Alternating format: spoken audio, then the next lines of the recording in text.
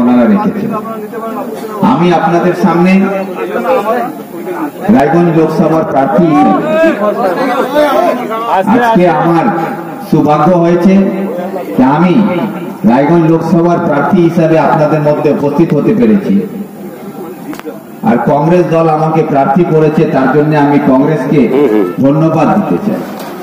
এবং পাশাপাশি আমি গর্বিত যে আজকে রায়গঞ্জ লোকসভা আপনাদের আশীর্বাদে এই মাটি থেকে আমাদের শ্রদ্ধেয় নেতা প্রিয়রঞ্জন দাস মুন্সি, যিনি শুধু রায়গঞ্জ লোকসভার সাংসদ ছিলেন না বা বাংলার নেতা ছিলেন না বা ভারতবর্ষের শুধু নেতা ছিলেন না, একটা আন্তর্জাতিক স্তরের নেতাকে আপনারাই তৈরি করেছিলেন এই মাটি থেকে। সেই মাটি থেকে এখানে আমরা মোহাম্মদ সালিম সাহেবকে পেয়েছি। যে মোহাম্মদ সালিম সাহেব এর মতন একজন লড়াকু নেতৃত্ব, যার পার্লামেন্টে বক্তব্য সবাইকে মুগ্ধ করে দেয়।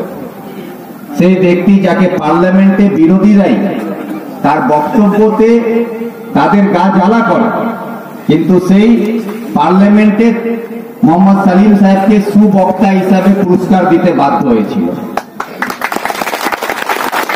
এই মাটি থেকেই আজকে দীপা দাস মুন্সিকেও আপনারা তৈরি করেছেন, যিনি কেন্দ্র মন্ত্রিত্বের দায়িত্ব সামলেছেন।